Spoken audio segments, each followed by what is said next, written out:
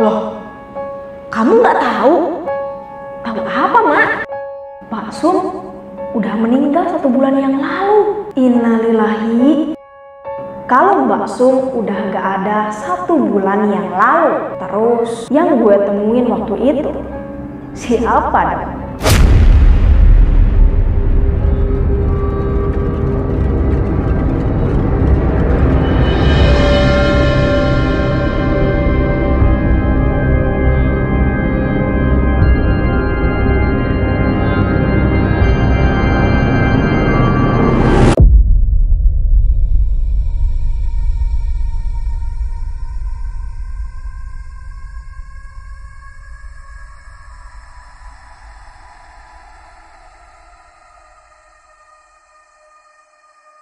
Assalamualaikum warahmatullahi wabarakatuh.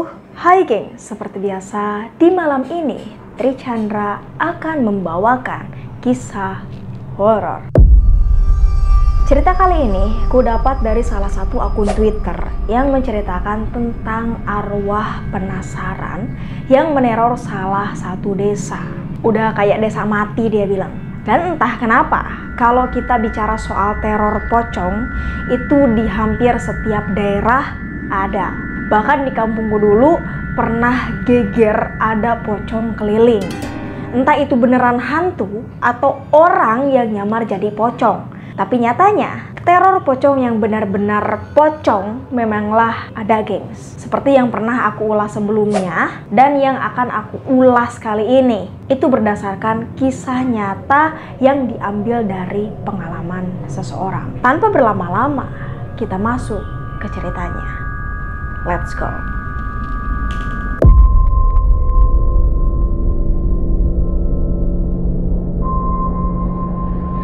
Awalnya gue nggak yakin mau cerita ini, karena dari sekian banyak pengalaman gue, ini adalah salah satu kejadian yang menurut gue paling serem. Bahkan membekas sampai sekarang. Dan jujur, gue masih rada merinding kalau inget kejadian itu. Jadi, sebelum gue masuk ke ceritanya, gue cuma mau bilang, kalian boleh percaya atau tidak bahwa ada yang lain yang senantiasa hidup bersama kita.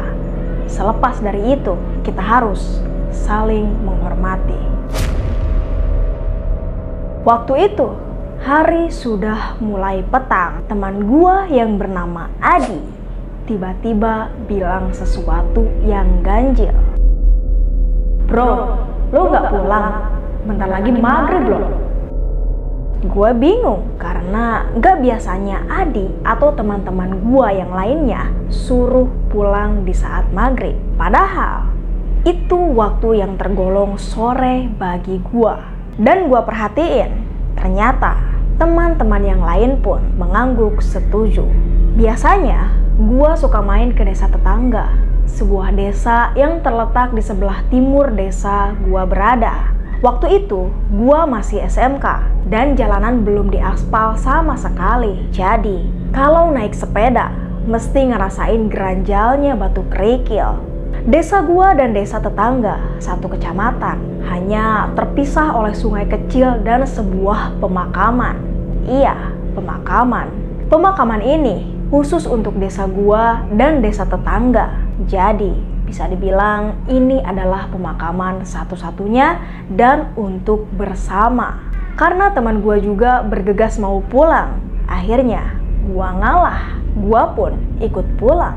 Meski sebenarnya gue masih mau main dan bercengkrama, karena gue jarang sekali ketemu mereka di sela kesibukan gue di sekolah. Di sepanjang jalan yang dipenuhi rumah warga, gue baru sadar semua rumah pada saat itu sudah tertutup. Menurut gua ini aneh, karena gak seperti biasanya jam sore seperti ini semua rumah warga sudah ditutup. Bahkan beberapa rumah sudah mematikan lampu teras. Pos kapling yang berada di ujung desa, yang biasanya ramai oleh bapak-bapak ngerumpi, kini tiba-tiba kosong.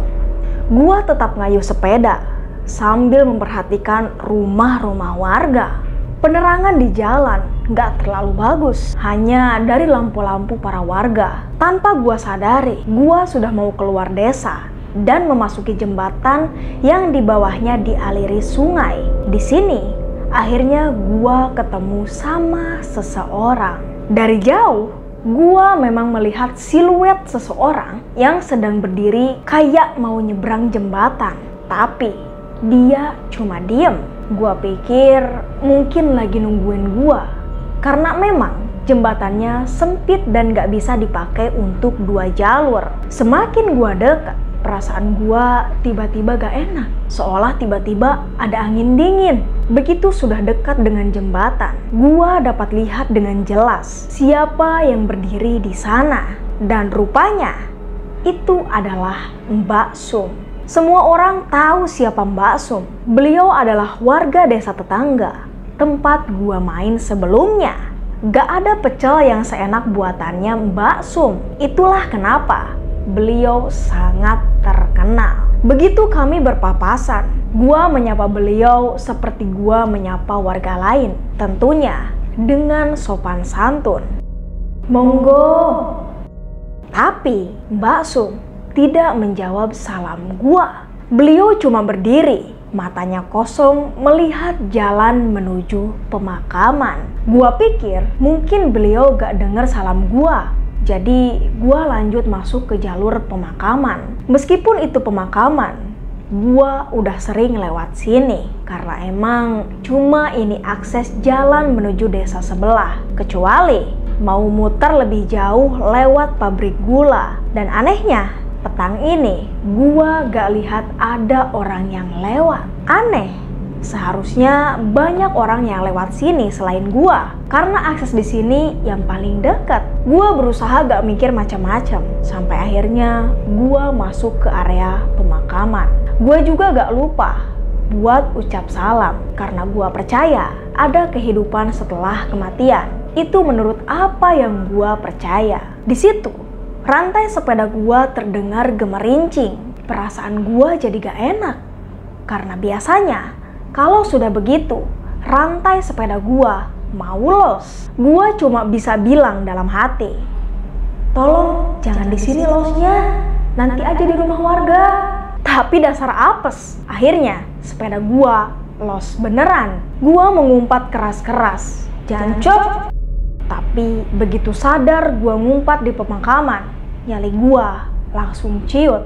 Gua buru-buru benerin rantai sepeda gua. Gua lihat ke depan dan ke belakang, masih belum lihat ada orang yang lewat. Kalau saja itu bukan sepeda satu-satunya, pasti udah gua tinggal. Di sela gua benerin sepeda, gua denger suara seperti suara burung. Gua lihat sekeliling, suaranya semakin lama semakin terdengar jelas. Di sini, mau gak mau, gua akhirnya ngelihat ke area pemakaman. Pemakamannya sendiri terpisah dari jalan utama oleh tembok setinggi dada orang dewasa. Waktu gua berdiri, gua bisa lihat rentetan batu nisan dan pohon Kamboja di sampingnya.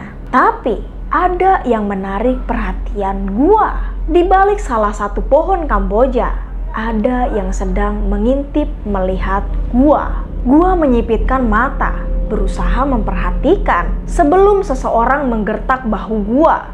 Gua berjingkat saking kagetnya. Tapi begitu tahu siapa yang menggertak gua jadi sedikit lega. "Ngapain kamu di sini maghrib-maghrib?" katanya. Beliau adalah Pak Iman, juru penjaga makam ini, yang rumahnya tepat di gerbang masuk makam desa gua berada. "Rantai saya los, Pak," gua bilang polos. Lalu beliau memperhatikan sekeliling. Mimik wajahnya begitu panik. "Ya udah, sini saya bantuin." Beliau membantu membenarkan rantai gua. Sementara gua melihat di mana gua tertuju tadi.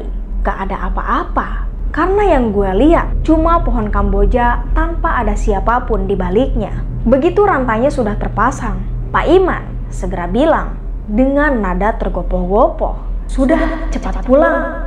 Jangan lupa bersihkan badanmu. Jangan keluar-keluar lagi ya." Gua cepat mengayuh sepeda untuk pulang.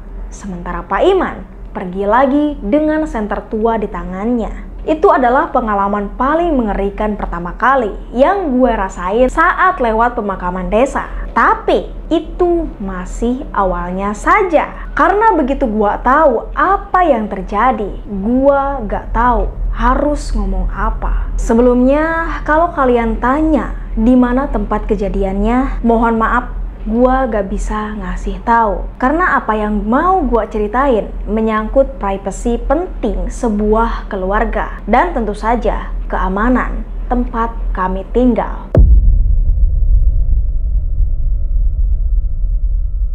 Satu minggu setelah kejadian itu, gua ketemu sama Adi di GOR yang biasa digunain buat olahraga. Gua sama Adi emang beda sekolah, dan seperti yang gua bilang, gua jarang main ke desa sebelah meski desa kami bertetangga. Adi sendiri, teman gua waktu SD. Gua basa-basi ngobrol sambil minum es tebu. Ngobrol ngalir ngidul, tiba-tiba gua keinget kejadian petang itu. Gua ceritain semua, mulai dari rumah warga sampai kejadian di pemakaman yang menurut gua serem itu. Tapi gua lupa detail cerita waktu gua ketemu Mbak Sum. Awalnya Adi gak tertarik dengan cerita gua, dan soal rumah warga yang sudah dikunci itu adalah hal yang lumrah terjadi. Gua tahu kayaknya Adi nutupin sesuatu. Gua juga cerita kalau di pemakaman kayak lihat ada orang yang ngintip gua dari balik pohon Kamboja sebelum Pak Iman datang. Tapi Adi masih gak tertarik. Sampai akhirnya gua cerita kalau gua ketemu Mbak Sum di jembatan saat itu. Gua tahu Adi tampak pucat dan lihat gua dengan tatapan ngeri. Tapi saat itu Adi gak ngomong apapun. Hingga kemudian dia pamit karena dia kudu balik ke sekolah. Gua gak penasaran sama sekali, karena emang semua rentetan kejadian gak ada yang perlu dibikin penasaran. Sampai akhirnya, ketika gua di rumah dan nyokap bilang dia gak masak, di situ gua usul sama nyokap, beli pecelnya Mbak Sum aja, Mak. Nyokap gua cuma lihat gua dengan tatapan bingung. Loh, kamu gak tahu? Kata nyokap.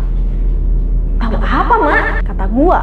Pak Sum udah meninggal 1 bulan yang lalu. Innalillahi. Gua cuma bilang dalam hati, karena gua baru tahu sekarang. Jujur aja, gua itu orangnya emang interaksi sosialnya kurang. Jangankan tetangga desa, tetangga sendiri pun kadang lupa namanya. Gua masih gak percaya dengan apa yang baru gua dengar. Sampai gua baru ingat kejadian gua ketemu sama Mbak Sum bukannya seminggu yang lalu. Gua kaget. Gua tanya nyokap, apa gak salah soal kapan meninggalnya Mbak Sum? Beliau cuma bilang kalau gak salah karena nyokap juga ngelayat ke sana. Tapi nyokap ngerasa ada yang aneh waktu pemakaman. Gua tanya apa, tapi nyokap gak mau kasih tahu. Katanya pamali membicarakan kematian seseorang dan gak pantas aja yang begituan diceritain. Gua ngedesak nyokap buat cerita kalau gua sumpah penasaran. Sekaligus gua mau mastiin lagi. Tapi nyokap tetap kekeh gak mau cerita. Dan dia cuma bilang gak ada yang diizinin buat lihat jasad Mbak Sum yang mau dikebumikan. Tanya aja bapakmu, dia kan ikut nguburin. Gua baru ingat bokap biasanya bantuin tiap ada pemakaman. Jadi akhirnya gua nunggu bokap pulang kerja. Begitu bokap pulang, gua langsung tanyain perihal pemakaman Mbak Sum. Bokap cuma lihat gua dengan tatapan selidik. Beliau cuma berucap, "Hus, gak etis ngomongin yang udah gak ada." Di situ gua gak dapat info apapun dari bapak. Hingga kemudian gua kepikiran soal Adi. Gua bela-belain nyari Adi di rumahnya. Dan akhirnya kita ketemu di lapangan. Dia lagi main bola sama yang lainnya. Gua pun ikut main bola. Setelah main bola, gua tanyain soal itu. Adi dan yang lainnya cuma diem-dieman. Gak ada satupun dari mereka yang mau cerita. Gua akhirnya pulang dengan rasa kecewa. Gua coba hitungin lagi kapan tanggal kematian Mbak Sum dengan kejadian gua ketemu beliau di jembatan samping pemakaman. Gua masih gak habis pikir kalau Mbak Sum udah gak ada 1 bulan yang lalu. Terus yang gue temuin waktu itu Siapa dong?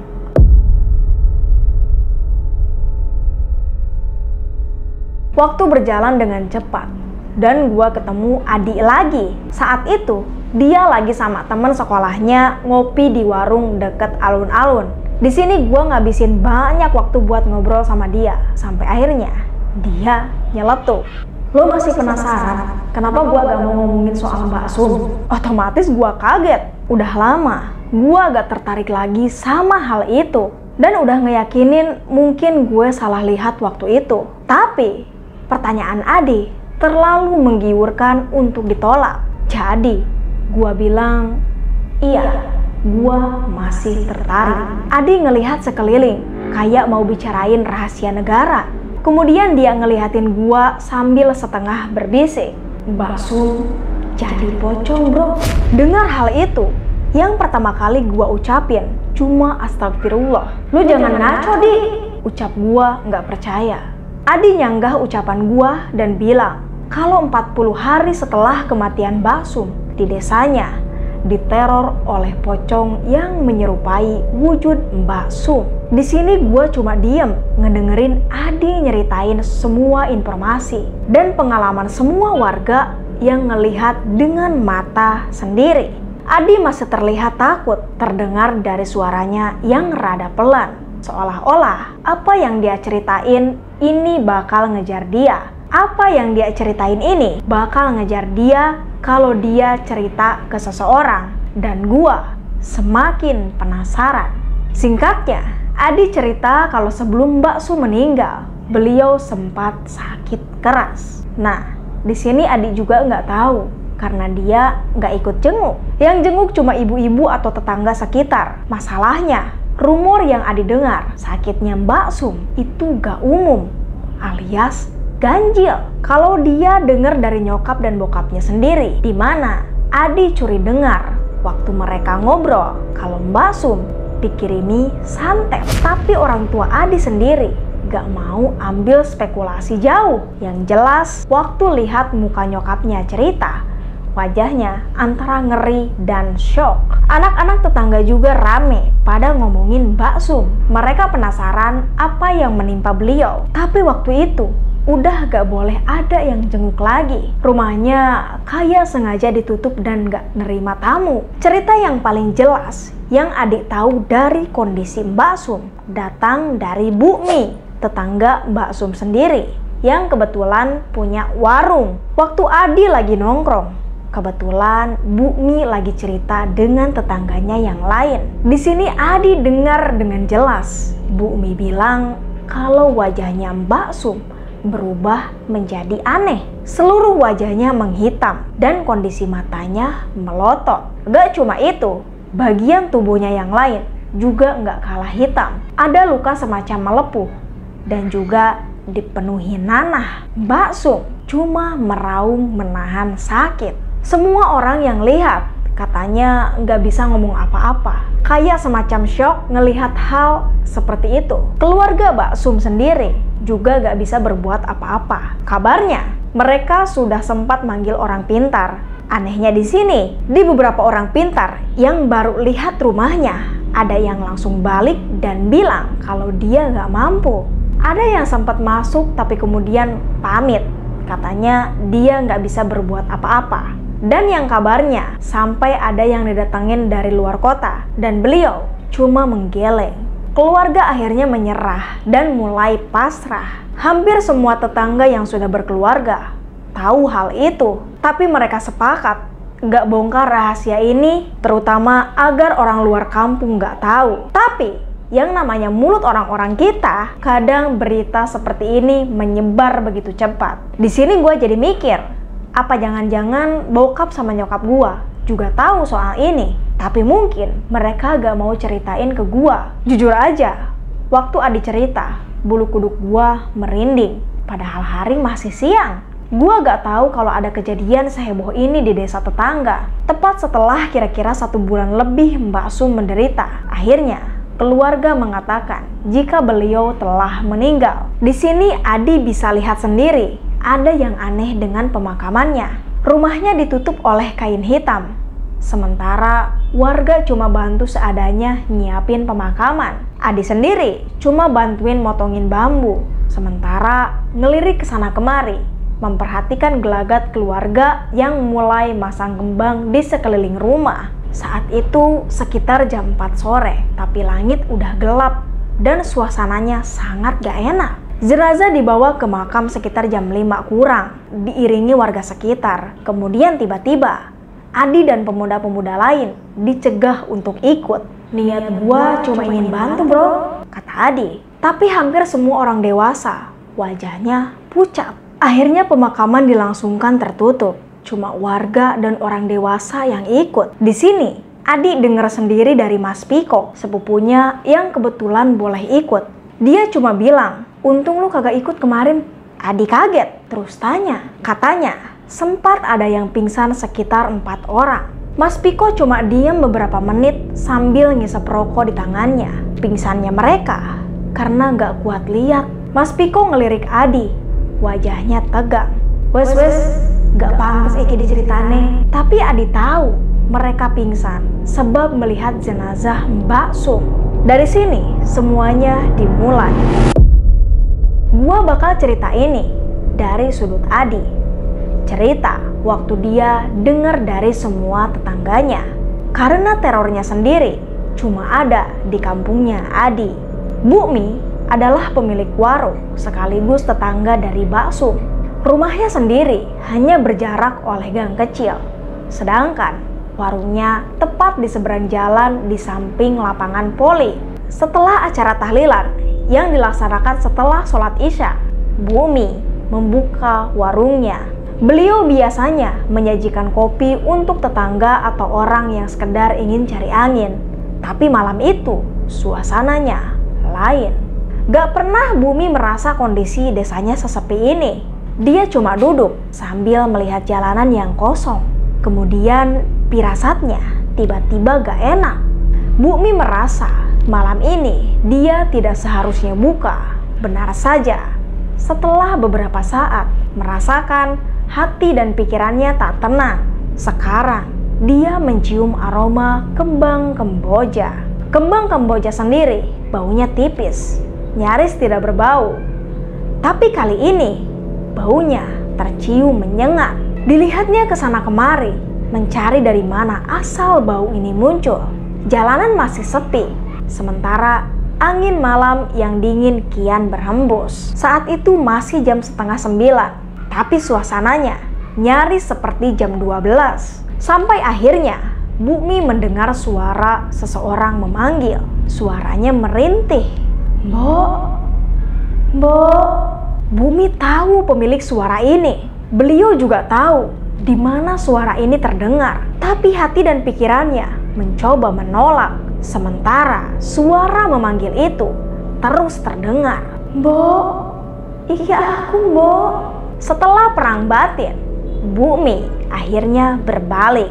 Dilihatnya, sosok yang memanggilnya berdiri di depan pintu warung. Seketika itu, Bu Mi cuma bisa berucap, "Istighfar," sambil menutup matanya rapat-rapat. Karena apa yang dilihat benar adanya. Itu adalah Mbak Sum, tapi dengan wujud pocong. Samar Bu Mi masih mendengar sosok yang menyerupai Mbak Sum berbicara. "Mbok, tolong Mbok." Bu Mi masih menutup mata sambil mulutnya memanjatkan ayat-ayat.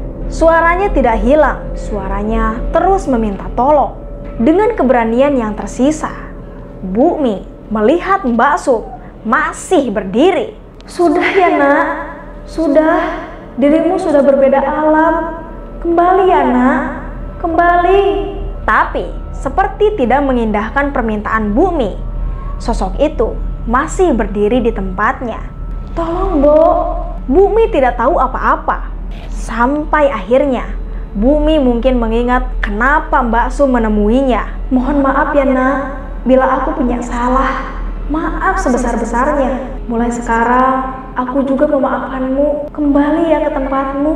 Tepat setelah Bu Mi mengatakan itu, pocong Mbak Sum akhirnya pergi. Malam itu juga Bu Mi merapikan dagangannya dan pergi pulang. Namun, Bu Mi belum menceritakan ini semua ke warga atau keluarga Mbak Sum, karena hampir sebagian orang nanti akan mendapat gilirannya sendiri. Gua ingat waktu itu, Adi nyeritain semua karena memang keadaan desanya perihal meninggalnya Mbak Sum benar-benar bikin semua orang gak nyaman, terutama mereka yang ikut menguburkan jenazah beliau.